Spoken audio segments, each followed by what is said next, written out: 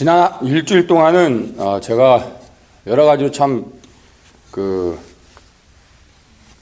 힘든 시간들을 좀 보냈습니다. 이번 화요일 날에 이제 역사적인 미국의 대통령 선거가 다가왔습니다. 이틀 남았는데 그동안 계속해서 이제 도널드 트럼프가 당선되는 것을 놓고 또 기도해 오고 있었고, 시간이 이제 다가오니까 조금 긴장되는 마음도 있고, 그래서 이제 도널드 트럼프 미국 대선을 위해서도 이제 기도하고 있고, 또 뉴스를 통해서 다들 아시고 계시겠지만은 지금 한국의 그 최순실 사건으로 인해서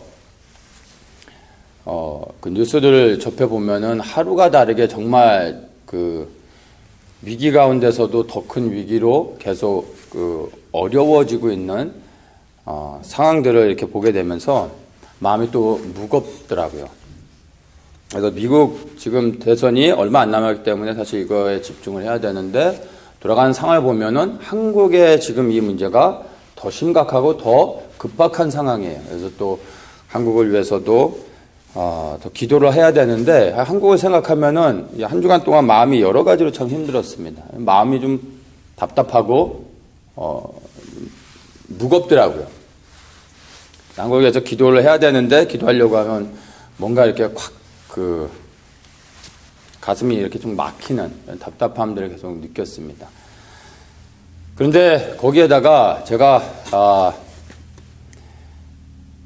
지금 대선도 그렇고 한국의 상황들을 보면 그 어느 때보다 더욱더 정말 기도의 자리로 들어가서 더 많은 시간들을 기도해야 되는데, 현실적으로는 제가 그렇지를 못하는 상황이에요. 아시겠지만 제가 이제 풀타임으로 비즈니스를 하면서 이제 지금 개척 목회를 하고 있는데, 일하면서 목회하는 것은 괜찮아요. 주님께서 이 시대에 부르셔서 하나님의 말씀을 나눌 수 있고 또 선포할 수 있게 해주신 것에 대해서 감사를 드리고, 이것은 문제가 되지 않는데, 거기다 제가 지금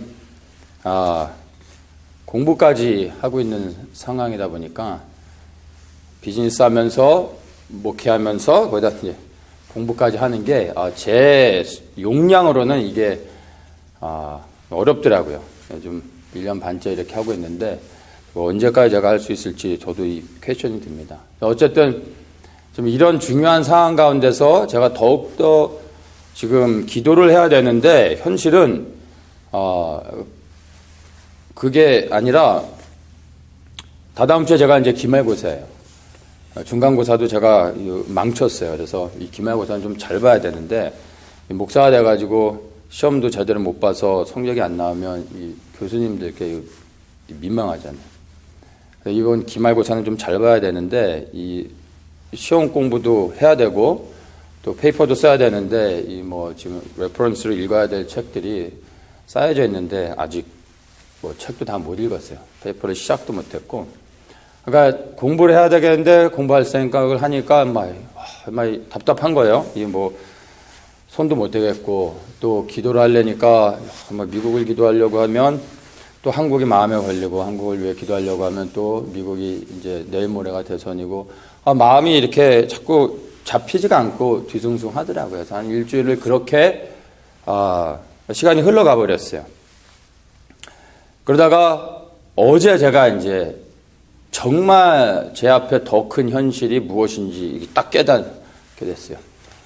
다음 날이 주일날인데 설교를 해야 되는데, 일주일 동안 정신없이 지나가다가 이 설교 준비도 못해서 이 토요일 날이 떠갔는데, 이제 미국을 위한 기도, 한국을 위한 기도, 또 시험 공부도 해야 되는데 더 중요한 지금 이제 다음 날 주일날 메시지를 전해야 되니까 제가 이제 성경을 펴고 이제 마음을 가라앉히고, 이제 오늘 본문이 이제 누가복음 11장 14절부터인데, 이거를 이제 제가 이 본문이 무엇을 말하고 있고 이 문맥 안에서 무엇을 발견해야 되는지 제가 이렇게 성경을 쭉 보는데, 이게 마음이 안 잡히는 거예요. 집중이 안 되고 읽혀지지가 않는 거예요. 그래서 어떻게 합니까? 근데 주일날 메시지를 전해야 되는데, 그래서 이 성경을 계속 이렇게 보는데 예전에 제가 이제 잘 아는 선교사님과 나눴던 대화가 딱 생각이 났어요. 그리고 나서 제가 그렇구나 하면서 성경을 딱 덮었어요. 말씀 준비하는 것을 그냥 포기하고 딱 덮어버렸어요. 그러고 났더니 주님께서 무엇을 나눠야 될지에 대해서 제게 마음의 감동으로 이렇게 딱 그것들을 분별할 수 있게 해주셨습니다. 제가 이제 그 선교사님과 무슨 대화를 나눴냐면, 이분이 이제 어떤 나라에서 이제 신학교를 운영하는 선교 단체에서 섬기시는 선교사님이세요. 그래서 학기 중에는 신학교 사역을 하고 학기가 이제 끝나면 이제 여러 곳을 다니면서 바이블 스터디를 해주는 그런 선교 단체입니다. 이분이 말씀에 대한 굉장한 갈급함이 있으신 분이에요.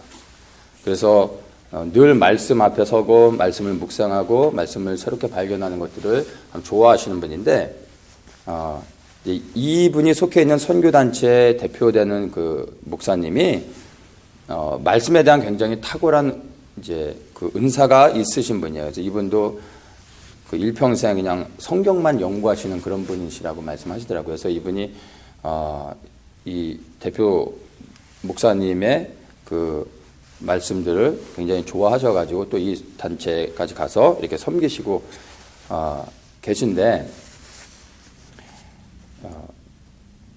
이제 이 선교사님하고 대표 목사님하고 어느 날 이렇게 대화를 나누다가 이분이 충격적인 얘기를 이제 듣게 됩니다. 뭘 말씀하시냐면, 이 대표 목사님께서 내년에 이제 한국의 대통령 선거가 있는데 박원순이가 한국의 대통령이 되어야 된다고 딱 그렇게 말씀을 하시더래요. 그래서 이분이 깜짝 놀라가지고 표현은 안 하고 그냥 이제 왜 그러냐고 이제 물어보셨답니다.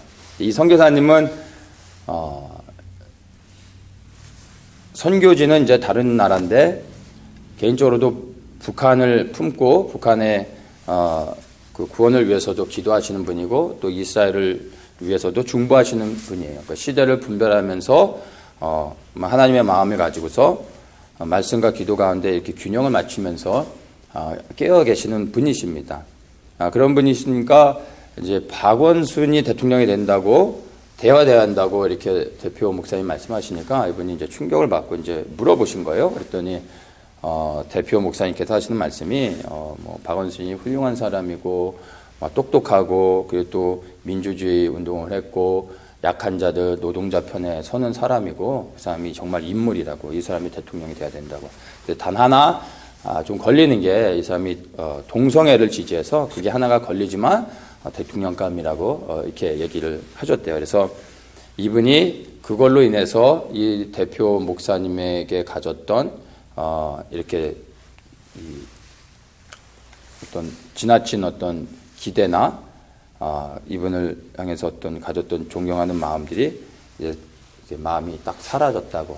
그리고 그걸로 인해서 이제 사람을 의지하기보다는 정말 하나님을 더욱더 의지할 수 있는 터닝 포인트가 됐다고 그런 말씀을 이제 저한테 나눠주신 적이 있었습니다. 근데 이게 딱 생각이 나면서 제가 그때 깨달은 게 뭐냐면, 하나님의 말씀을 아무리 잘 분별하고 깨닫고 안다 할지라도 그 하나님의 말씀을 해석하고 풀어내는 그것보다 더 중요한 게 시대를 분별해야 된다는 거죠. 하나님의 말씀을 아무리 잘 해석한다 할지라도요, 그것과 시대를 분별하는 것은 다를 수 있다는 것을 제가 알게 됐습니다. 성경 66권을 아주 디테일하게 그 벌스 바이 벌스로 해가지고 성경을 아무리 잘 푼다 할지라도 이 성경의 말씀이 실제적으로 우리의 삶 속에서 무엇을 요구하고 있고 무엇을 말씀하고 있는지를 적용하지 못한다면 성경을 해석하는 이유가 없게 되는 것이죠. 성경을 왜 그렇게 자세하게 연구하면서 그것들을 우리가 말씀들을 연구하며 풀어야 되는 것입니까? 단순히 지식을 늘리기 위한 것입니까? 그게 아니라 하나님의 말씀을 우리가 바로 깨달아서 말씀을 우리에게 요구하고 있는 것이 무엇인지를 분별해서 그 말씀에 따라 순종하며 살아가기 위해서 우리가 말씀을 연구해야 되는 것이죠. 근데 말씀을 문자적으로는 잘 해석하고 탁월하게 남들이 풀지 못하는 메시지들을 발견하고 그것들을 풀어내는 것까지는 좋지만 이게 우리의 삶 속에 실제적으로 그 말씀이 적용되어져서 역사하지 않는다면 아무런 의미가 없다라는 것이죠. 그러니까 시대를 분별하지 못하는 상황에서 말씀을 풀어내는 것은요, 결국에는 지식으로만 남게 되고 그 지식은 반드시 사람을 판단하게 되어 있습니다. 나는 구원받았고 나는 반드시 천국에 가고 당신은 틀렸다. 이렇게 내버리는 거예요. 극단적인 것 같지만 결국엔 이렇게 갈 수밖에 없다라는 것입니다. 그리고 세상에서 하나님의 나라가 이루어지는 것과 상관없이 나는 말씀을 해석하고 이 말씀 안에 담겨져 있는 깊은 진리를 발견하는 그것만으로 그냥 막 기뻐하는 것. 전혀 이렇게 현실과 연결되지 않고 그냥 동떨어져서 나만의 세계 안에 머물러 있게 되는 것이죠. 그래서 이 하나님의 말씀이 해석되어질 때 이것이 우리의 삶 속에 실제적으로 적용되어져야 됩니다. 그렇지 않으면 말씀이 우리의 삶 속에 능력으로 되지 못하는 것입니다. 지금 얼마나 주님의 재림이 가까이 와 있는지, 그리고 정말 하나님이 이 시대에 이 미국에 세우시기 원하시는 하나님의 사람이 누구인지, 그리고 왜 우리가 이 미국의 대선을 위해서 기도해야 되는지, 그리고 한국에 일어나고 있는 이런 대통령을 중심으로 해서 계속해서 일어나는 이러한 사건들이 그 배후에 어떤 영들이 있는지, 왜 우리가 지금 한국의 이 위기 상황 가운데서 우리가 영적으로 깨어서 중보해야 되는지, 이런 것들을 분별하지 못하는 상황에서 말씀만 풀어낸다고 하는 것은 아무런 의미가 없다라는 것입니다. 그래서 지금 정말 이 나라가 위기 가운데 있는데, 제가 설교는 해야 되니까 어제 이 말씀을 보는데,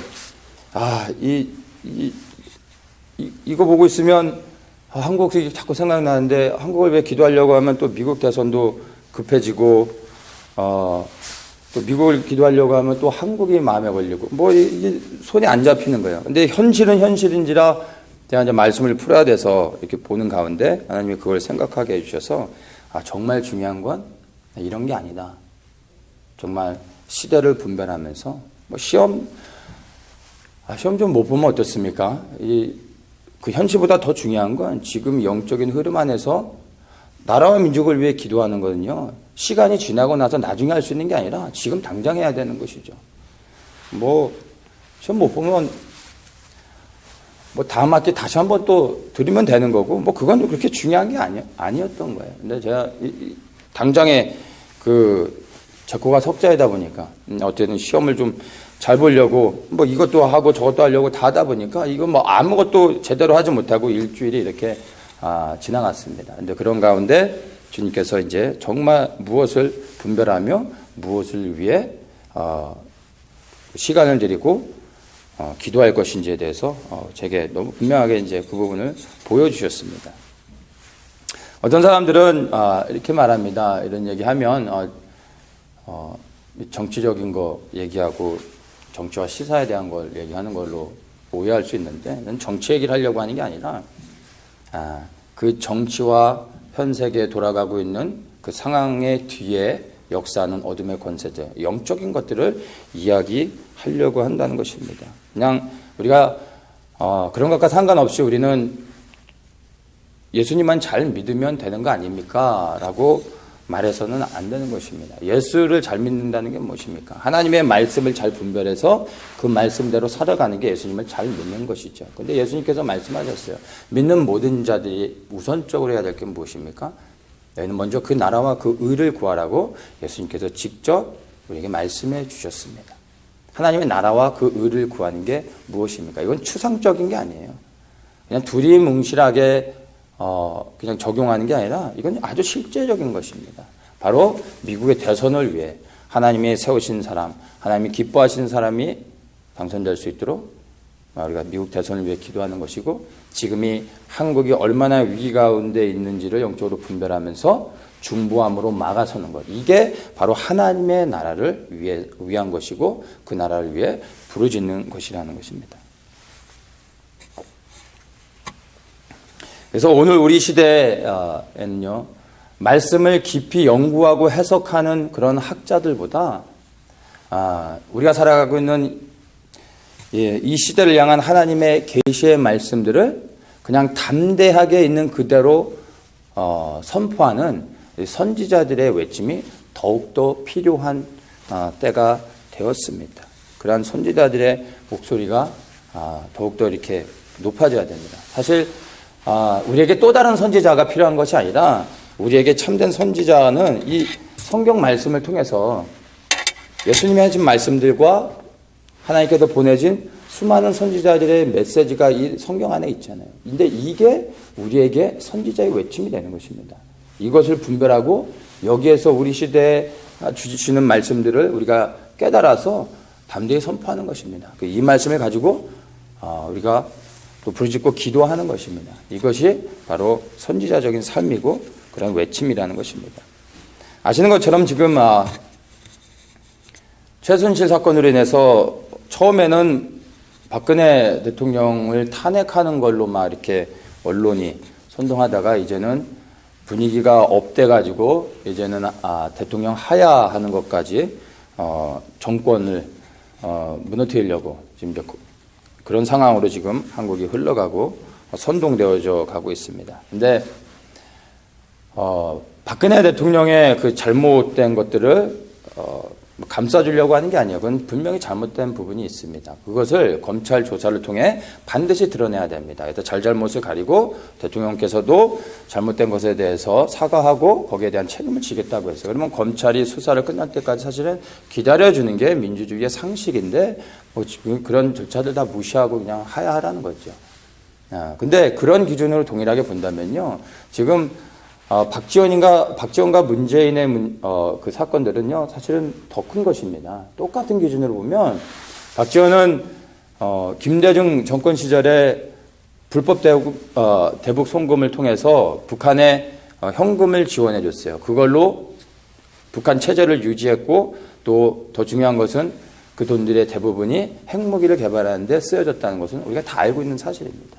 그리고 문재인은 송민순 장관의 회고를 통해서 우리가 이제 알게 됐지만 2007년 유엔 북한 인권안보리 그 결의안에서 한국이 그 당시에 기권을 했었습니다. 근데 그 기권을 하게 된 배경을 회고록을 통해서 이제 밝혔죠.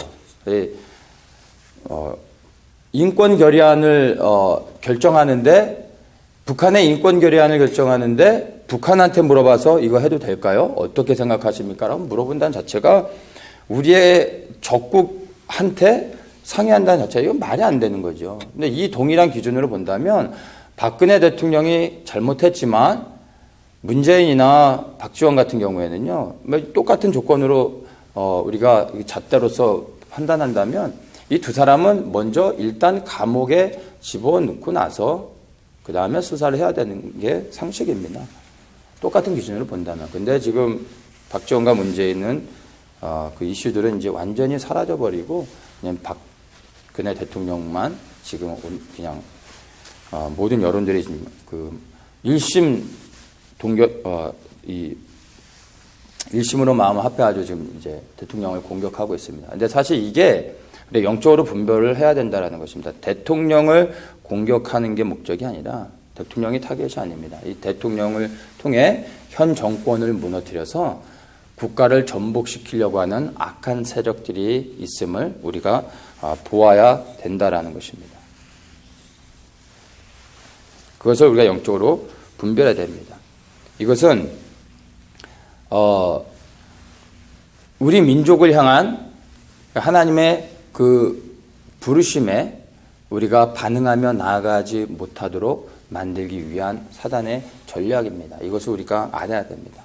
더 나아가서는 이제 주님께서 재림하실 때 그 주의 길을 평탄케 하라고 선포하셨는데 바로 그 부르심, 바로 주님의 길을 평탄케 하는 그 거룩한 부르심에 우리가 그 말씀에 순종하여 우리의 책임을 다하지 못하게 막는 그러한 영적인 사건이라는 것입니다. 우리나라는 지정학적으로 아주 애매한 그리고 아주 중요한 위치에 있습니다.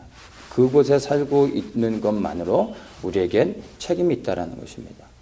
하나님의 영광이 이스라엘을 출발해서 열방을 돌아서 이제 태평양을 건너 이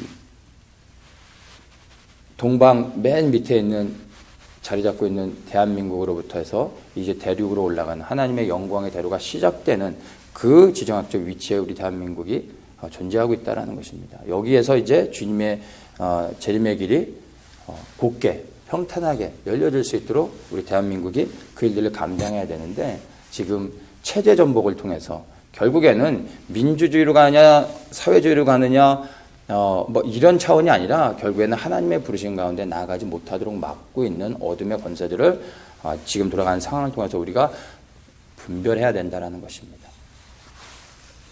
그것 때문에 우리가 이 나라 민족을 놓고 대통령이 잘못했음에도 불구하고 그러나 우리가 위에서 더욱더 깨어 기도해야 된다라는 것입니다.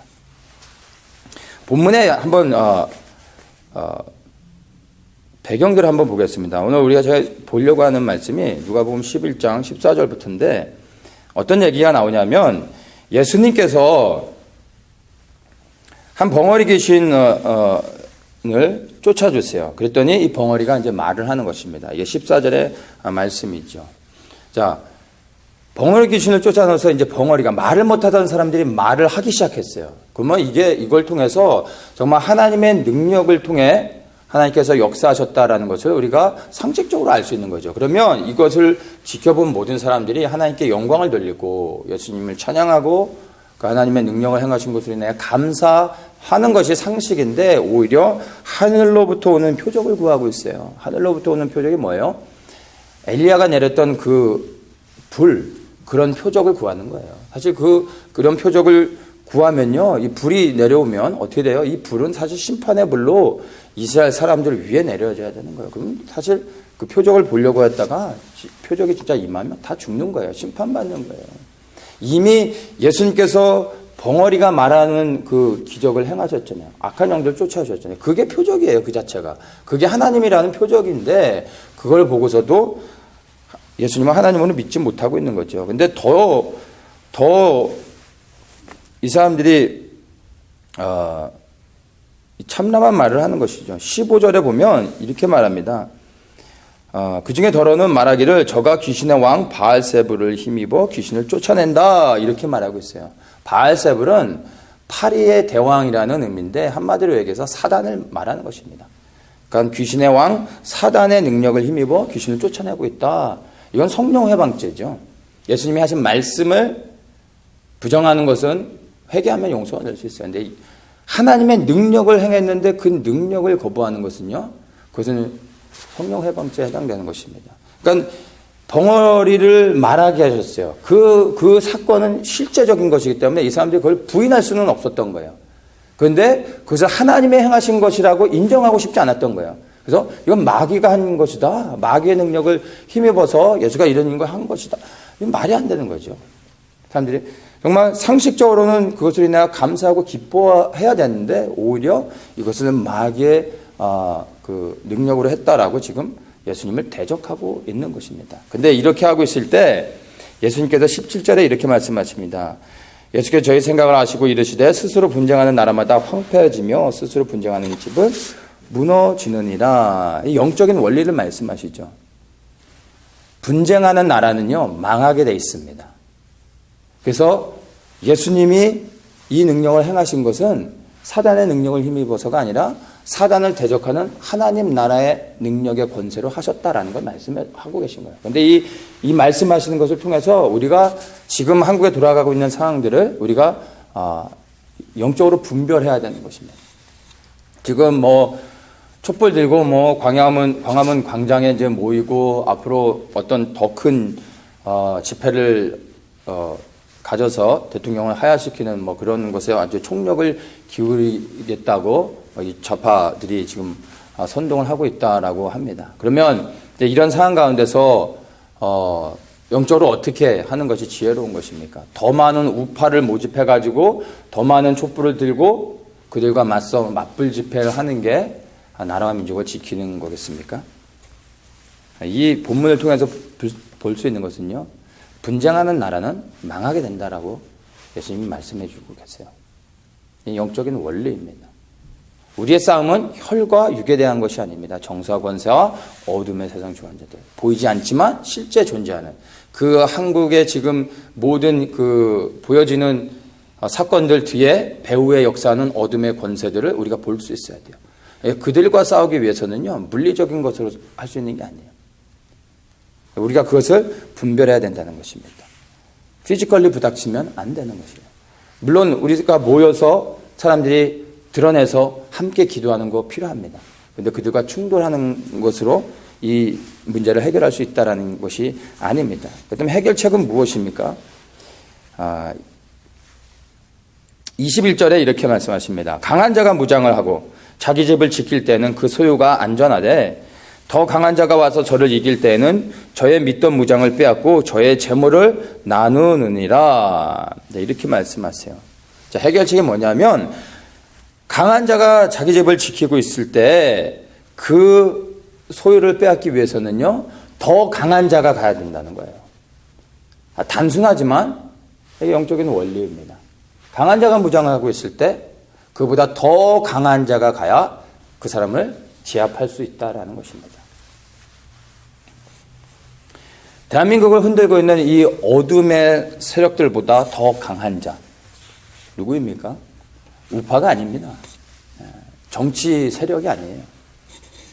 그런 게 아닙니다. 무엇입니까? 지금 대한민국의 위기 가운데서 이 한국을 구원하실 수 있는 유일한 분은 오직 하나님밖에 없습니다. 그 정권 뒤에, 이 돌아가는 모든 사건들 뒤에 배후의 역사하는 어둠의 권세들을 싸워서 이길 수 있는 유일하신 분은 하나님의 능력과 권세밖에 없는 것입니다. 그래서 우리가 그 더 강하신 분, 하나님을 우리가 찾아야 되는 것입니다. 어떻게 하면 그분을 우리가 오시게 할 수 있겠습니까? 다른 게 아닙니다. 기도하는 것입니다. 하나님을 구하는 것입니다. 지금에 일어나고 있는 이 상황의 심각한 현장 가운데 하나님이 역사하시고 하나님이 임하실 수 있도록 위하여 우리가 기도해야 된다는 것입니다. 믿지 않는 사람들에게 기도는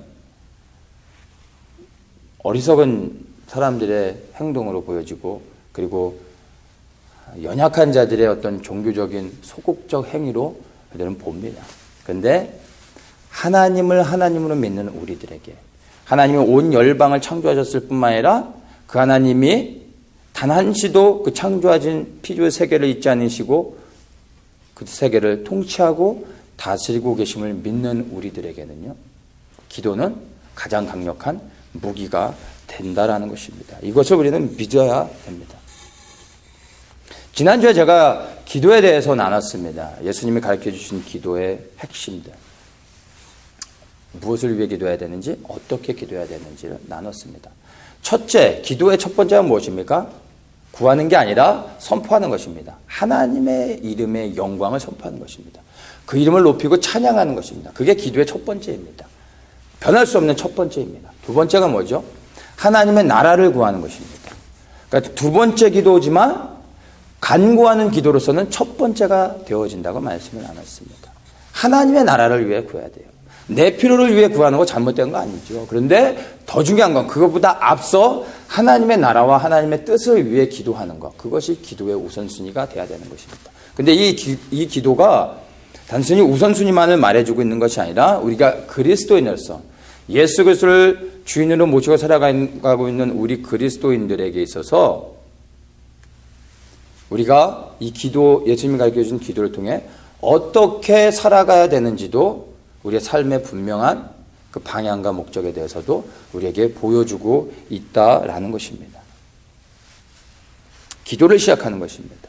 하나님의 나라를 위하여 그 나라가 이 땅에 실제적으로 한국의 그 혼동된 상황 가운데 그리고 미국의 이 중요한 대선의 기로 앞에서 하나님의 나라의 통치가 이루어질 수 있도록, 그 하나님의 공의가 실현되는 그 일들이 역사할 수 있도록 위해서 우리가 실제적으로 기도해야 된다라는 것입니다.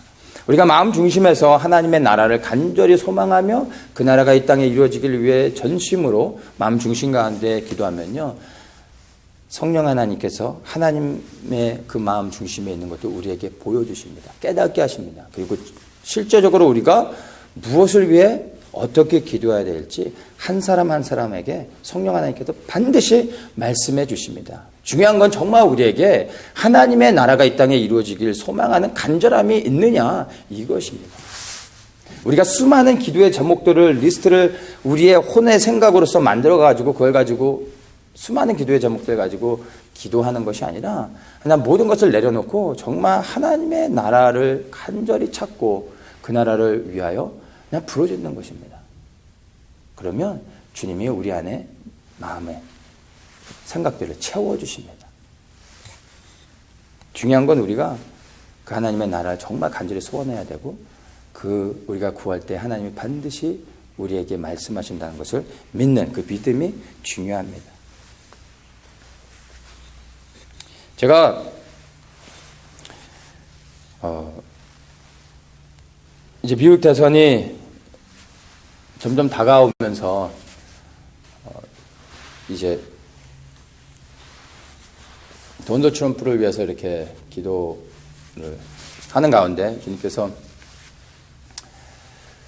이제 도널드 트럼프가 이제 당선이 된다 하더라도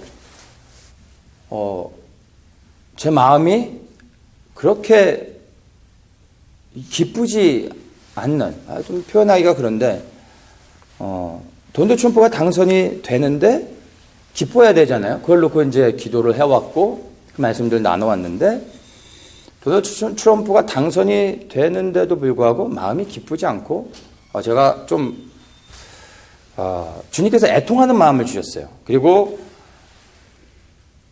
이제 왜 주님께서 그러한 마음들을 주셨고 제가 무엇을 놓고 더욱더 이제 기도해야 되는지, 그리고 이제 이 상황 가운데서 앞으로 무엇을 더 집중하면서 부르짖고 기도하며 말씀을 나눠야 되는지에 대해서 주님께서 제게 좀 보여주신 게 있어요. 그걸 도널드 트럼프를 놓고 이렇게 기도를 하는 가운데 주님께서 말씀으로 이제 그 대통령 선거가 끝난 후에 이제 무엇을 나눠야 될지, 제가 이제 기도 가운데 그걸 이렇게 말씀으로 이렇게 쭉 풀어주셨어요. 근데 그 말씀들을 이렇게 풀어주시는데, 그 말씀들 딱 이렇게 보니까, 정말 도널드 트럼프가 당선된다 할더라도 기뻐해야 됨에 불구하고 기뻐할 수가 없고 정말 애통할 수밖에 없는 것들입니다. 그 자세한 것들은 제가 이제 다음 주 PMP 메시지 때 이제 좀 더 나누도록 하고요. 근데 어쨌든 도널드 트럼프가 당선이 되는데 기뻐할 수 없고 오히려 애통할 수밖에 없는 상황이라는 거예요. 근데 이것을 주님께서 딱 생각이 나게 하시면서 한국에 지금 벌어지고 있는 이러한 상황들이 동일하게 적용될 수 있다는 것을 제가 좀 깨닫게 해주셨어요. 한국을 지금 보면 정말 절체절명의 위기 가운데 있습니다. 절망이에요, 절망. 정말 하루하루 일어나면서 제일 먼저 보는 게 이제 제가 뉴스를 체크하면서 혹시 뭐 다른 어떤 이슈들이 있는가, 지금 상황이 어떤가, 저도 이렇게 좀 보고 있는데 하루가 지날수록 더 심각해지는 것들을 우리가 보잖아요. 그런데 우리가 이러한 이 절망의 현장 가운데서 기뻐할 수 있다라는 그 담대함을, 분명한 그 하나님의 마음의 감동을 제게 주셨습니다.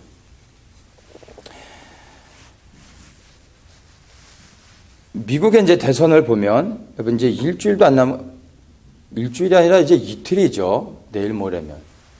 일주일도 안 남은 상황 가운데서 여러분 뉴스를 보면 처음부터 초주일간 모든 언론들은 트럼프를 아주 강하게 공격했습니다. 거의 모든 언론이 그랬습니다. 그런데 지금 미국의 대부분의 언론들을 보면요, 이제 트럼프에 대해서 굉장히 유연한 자세를 보여주고 있습니다. 이제 그 여론조사 이런 것을 통해서도 보면 아주 그 차이가 예전에는 뭐 절대 그들이 조사하는 그 이런 통계를 보면 트럼프가 완전히 뭐 어떤 경쟁이 자체가 안 되는 거였었는데 지금은 박빙의 어떤 근소한 차이로 뒤따라가고 있거나 어떤 여론조사에서는 이미 트럼프가 앞서기 시작했습니다. 일주일도 안 되는 상태에서 갑자기 트럼프에게 여론들이 이렇게 천천히 돌아서고 있는 것을 그 흐름을 통해서 우리가 볼 수 있습니다. 반전이 일어난 것이죠. 반전이. 일주일도 안 되는 이제 남은 상황에서요. 자, 이것을 통해서 우리가 분명히 알 수 있는 것은요. 예수님께서 끝났다라고 말씀하시기 전까지는요. 우리가 기도의 끈을 놓아서는 안 됩니다. 보여지는 상황으로 판단하고 우리가 결론을 내리고 마침표를 찍으면 안 된다라는 것입니다. 대한민국은 이 상황에서 끝나지 않습니다. 5천년의 역사를 보면 우리가 알 수 있습니다. 대한민국이 뭐 대단해서가 아니라 뭐 특별해서가 아니라 정말 나라가 망하려면 수도 없이 망할 수밖에 없는 역사의 증거들이 있잖아요. 그 수많은 외침들을 당했어요. 침략을 당하고 오랜 시간 동안 속국으로도 살았어요. 그래서 사라진 나라들이 얼마나 많습니까? 그런데 그 많은 수많은 외침을 받고 나라를 빼앗긴 적도 있었는데도 불구하고 대한민국은 다시 회복됐어요. 그게 5천년 역사를 통해 증명해주고 있는 거예요. 근데 그게 특별히 대한민국이 뭐 대단해서가 아니라 저는 거기에 분명한 하나님의 계획이 있기 때문이라는 것입니다. 그게 뭐 하나님의 특별한 부르심이 우리 대한민국에 있기 때문이 아니라 대한민국을 통한 하나님의 계획이 분명히 있다라는 것입니다.